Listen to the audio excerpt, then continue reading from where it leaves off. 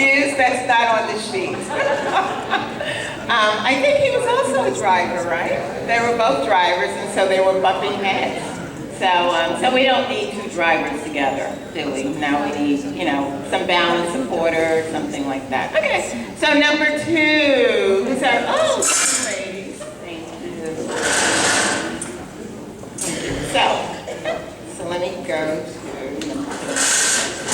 So scenario 2, you are walking through the airport looking for your gate and you notice a young couple sitting at one of the gates. I'm sorry, this is such a mess. She's talking really loud. You're so cute. And on her phone, and she's really annoying everyone around them. Each time someone sits near them, they can't deal with him. She's talking so loud. And so they just move away. So at this point, they're sitting alone in a really large area because she just talks so loud. But the other woman sits quietly, and she just smiles at her every now and then. She's doing her crossword puzzle and gives a sweet smile. So let's decide from their great acting abilities what communication style they have.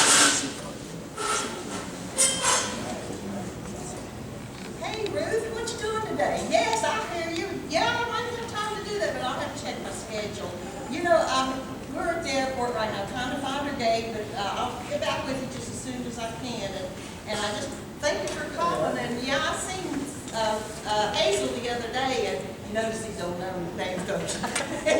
And yeah, sure, yeah. But we can do that at the office Monday. So if you will just comment and tell me about this and remind me again, we'll be glad to do one of this. And we thank you for that. Yeah, get a hold of Helen. She can help us. Yeah, she'd be a good volunteer. Okay, well, I'm glad you say that. Okay, thank you. All right, bye.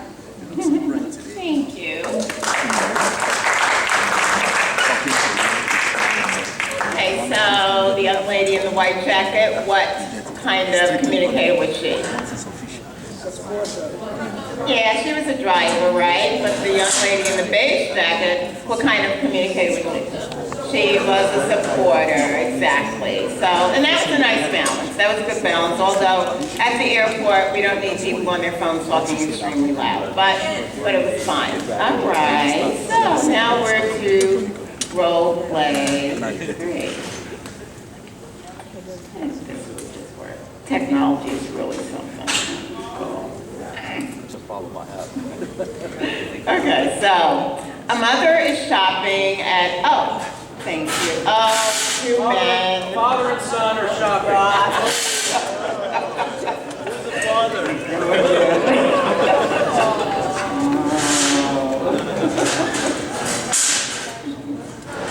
You can go on the stage.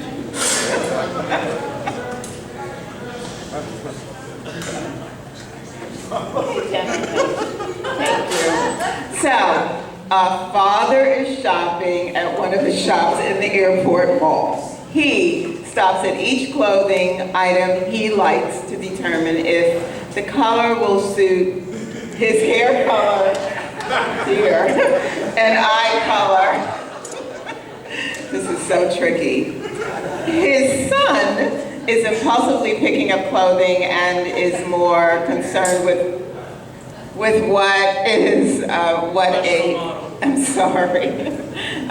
a singer wore on Instagram than whether it matches his style. He seems fun-loving.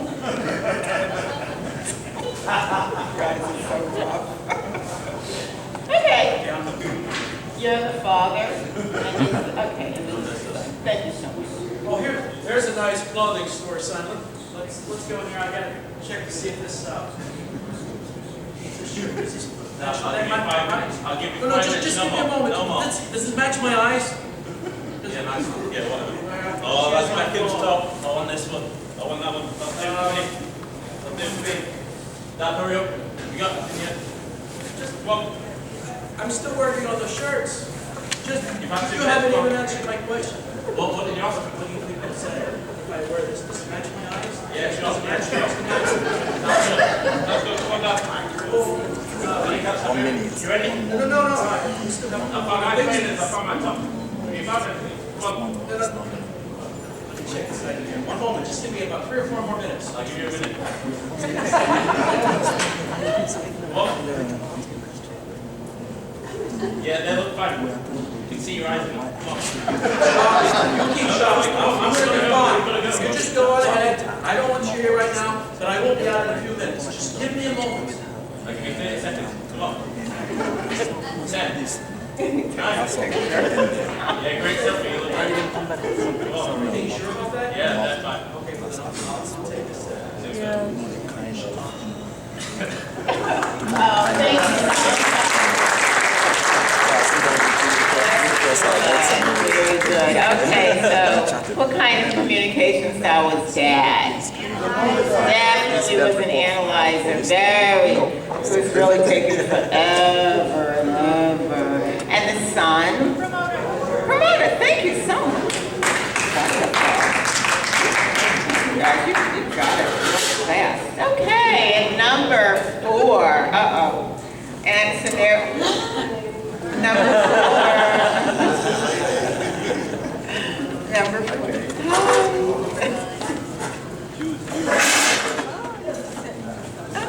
We have a little crowd. That's lovely. Okay, that's great. You need to and there's another. So, let's see.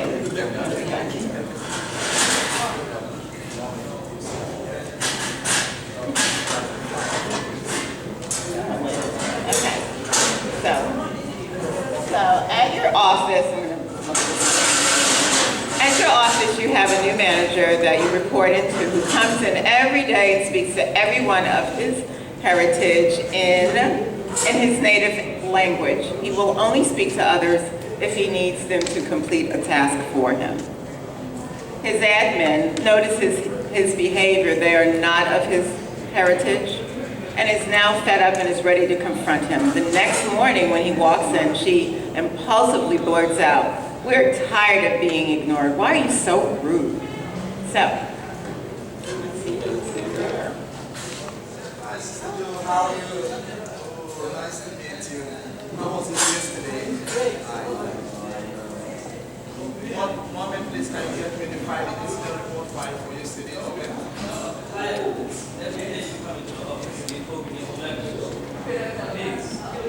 This is so rude.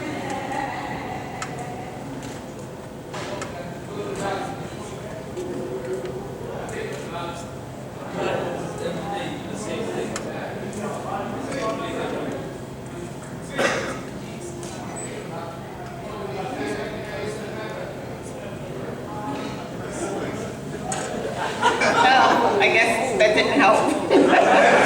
They didn't even care. Okay. So, the manager, what do you think his communication style was?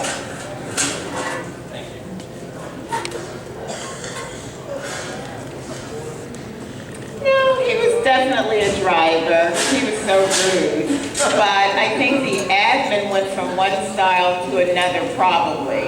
The admin was probably a supporter who became a driver. Yeah. Because they just couldn't deal with him being so insensitive. All right, so thank you. So did that go pretty well for all of you? Thank you, actors. Thank you so much. All right, so if I can get mine. Let me get this pen.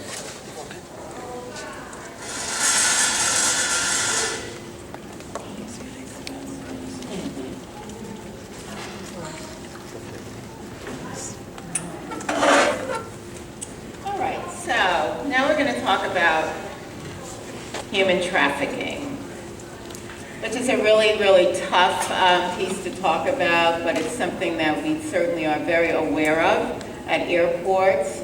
So it's something that Pastor Debbie definitely wanted me to facilitate to you. One thing about human trafficking, you know, it's just very, very tough to determine, because so often, and I found that a lot of the signs that I'll be reading to you could be signs of other things as well. So we do have to, of course, be careful that we're not just profiling people, but we should just have a heightened awareness, especially at airports, because so often people are passing through the airports. So, I'm ready to just start using the computer and stop using this. All right. So, human trafficking generates more than $30 billion each year.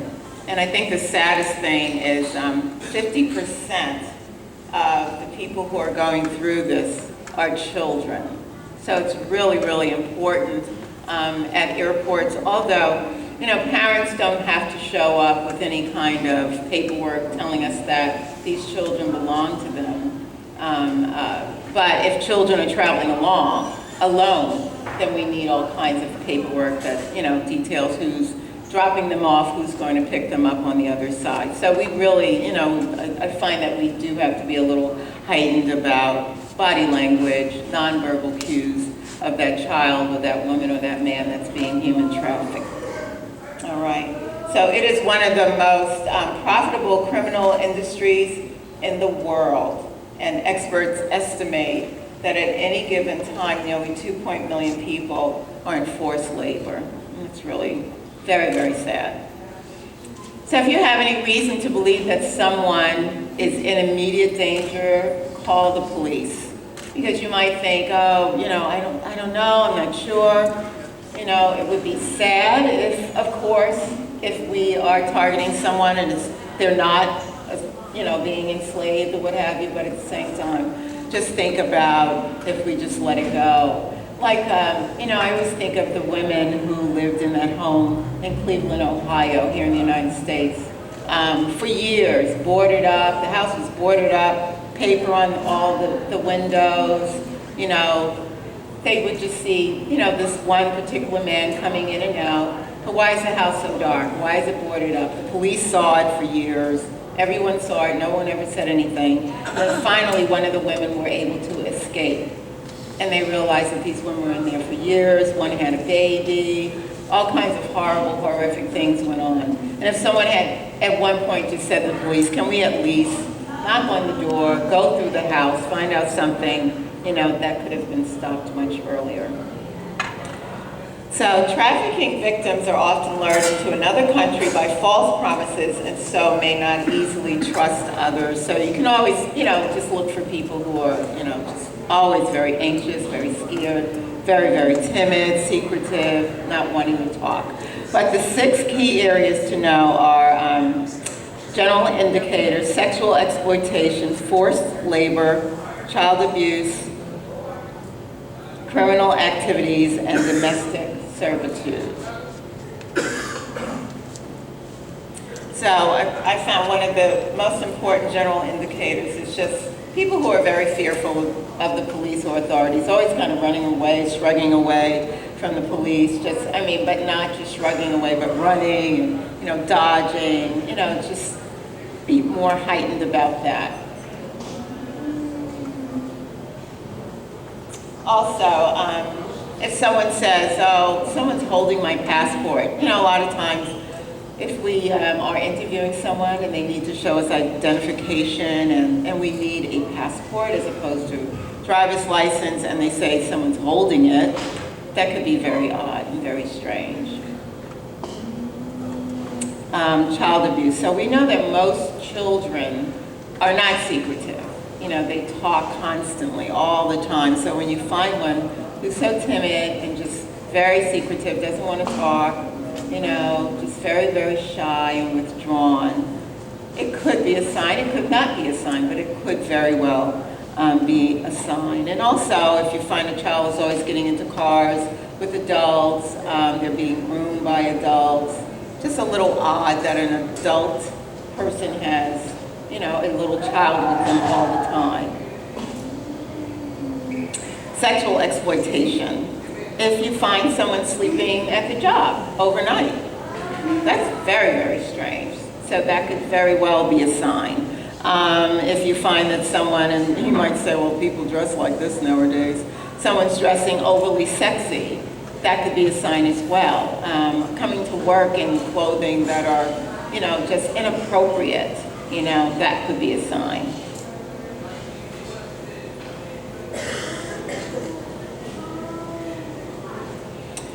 And then forced labor. You know, if you're working with someone in particular and they never seem to have any money, they're always asking, you know, oh, could you lend me some money? When it comes to break time, oh, I'm not going to take a break, I'll keep working. You know, just acting quite differently than anyone else on the job. There might be a reason. The reason might be that they're literally enslaved, or they're paying back money to their boss, which they should not be doing.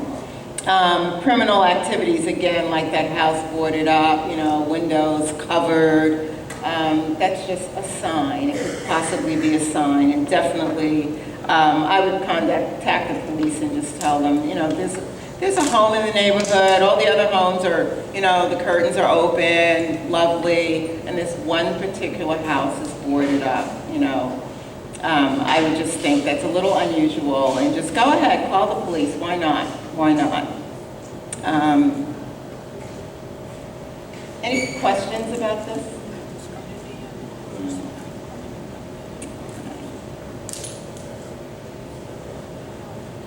And then domestic servitude. And the one thing I thought about, if, let's say you know someone and, you know, and she says, oh, why don't you come over to the house for lunch?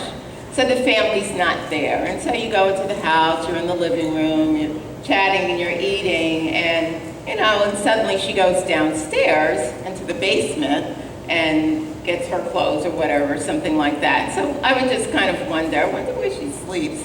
So, and if she's acting oddly at the job, if she's the person that's sleeping overnight or what have you, I might just go over and just look. Oh, where is she sleeping? And then you notice she sleeps downstairs on a single bed. You know, it's not very clean down there. She may it just seems a little odd that this particular woman is, you know, sleeping on the job. Where she sleeps is different than anyone else in the house. So again, might be a sign. May not, but it may very well be a sign. Okay, so now we get to cultural mores. I'm sorry. So, the term refers to norms set by society, behaviors that are accepted by a particular group or culture. Individuals who do not follow social mores are often considered social deviants. And, you know, it's funny, I was talking to a friend and I said, well, let's see, so what's a social deviant in almost any culture? And I guess it would be someone who is a pedophile. And we both said, yeah, that's probably, of everything that we could think of, we said that that would probably be one thing that just isn't accepted by any society.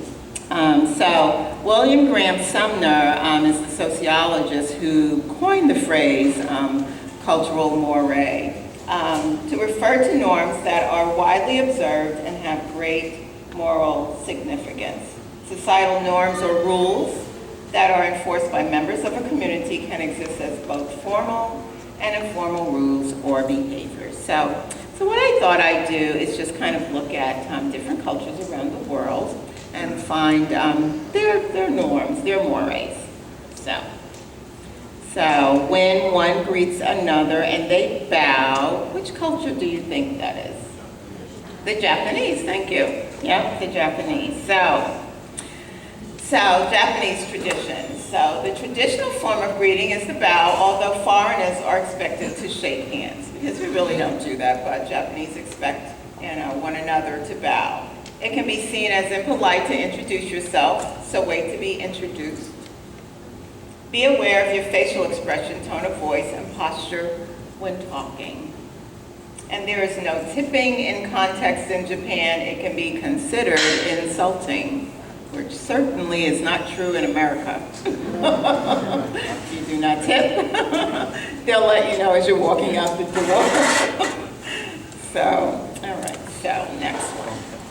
You're at a restaurant, you are ready to pay the bill, and you do not tip at the end because it's the law for the tip to be included in the bill. France, right? Yes, France. So I think of all the times I've gone to Paris and tipped. I always leave money anyway, so I'm like, oh, I was leaving extra money, and I didn't have to. So yes, so France. So the French value formality. In business situations, it is customary to shake hands upon meeting someone when leaving, and the tip is included in the bill in France. It's the law. The French stand close to each other when they converse. They do not raise their voices. It is rude to raise your voice in a conversation. Is that true? Not really. Not really? Tipping is not included in the bill, but people are paid their salary, but you can't tip. Mm-hmm. Oh.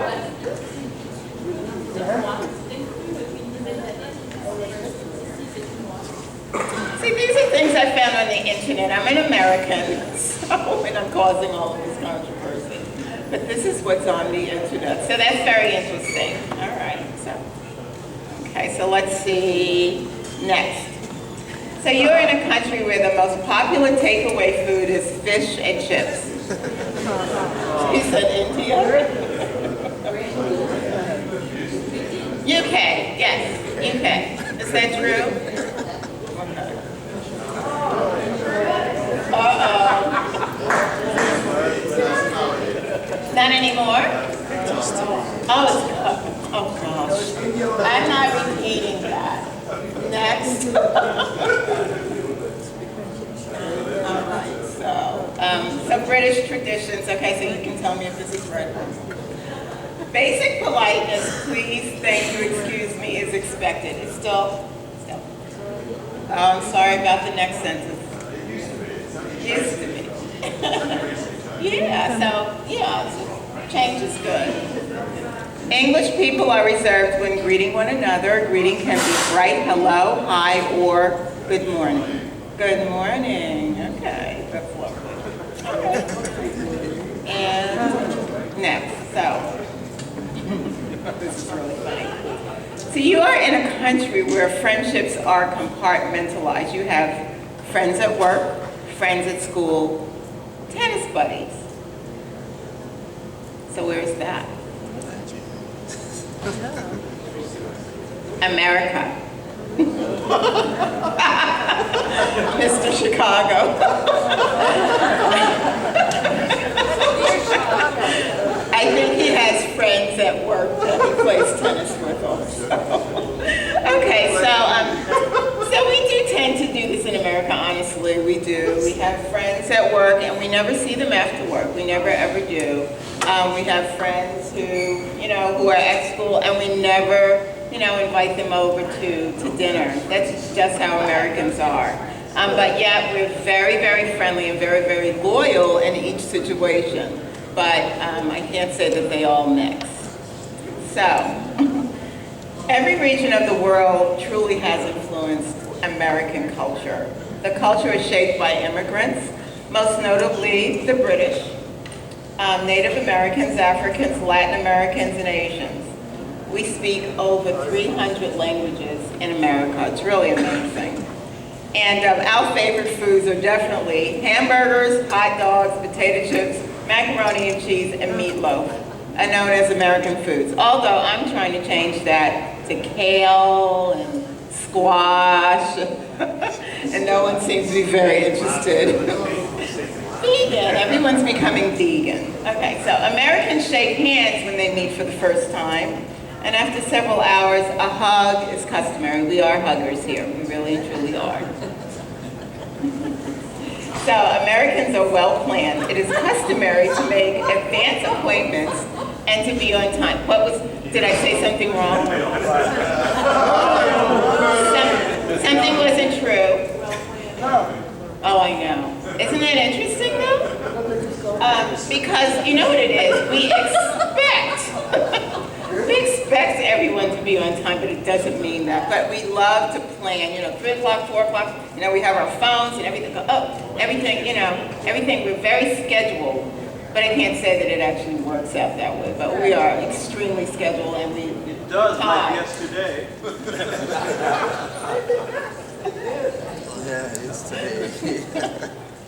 Okay, so Americans treat each other in what can be considered informal ways when conversing and sitting. So we tend to slump.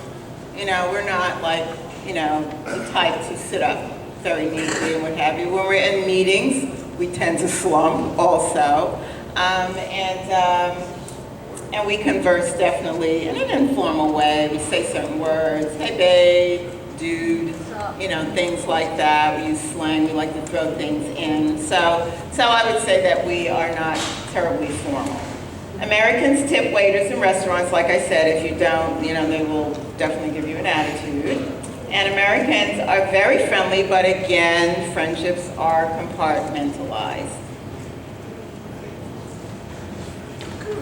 So, we're actually coming to the end of my presentation. I think I'm okay with time, right?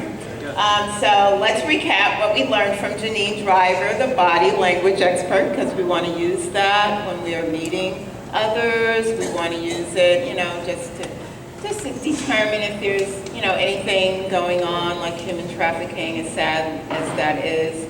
We should just be heightened and aware because we work at airports. So, palm up, is that a power move or is that weak? It's definitely weak because it's like the beggar move, right? So we want to, power. So playing with cuticles, definitely weak, definitely weak.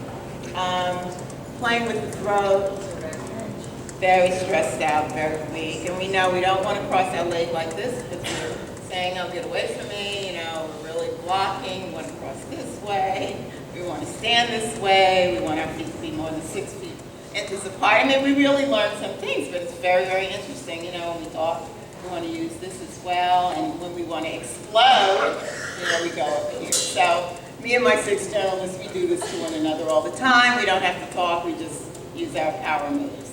All right, so thank you so incredibly much. I really look forward to doing this, and I really had a great time with you today. So again, thank you, thank you, thank you.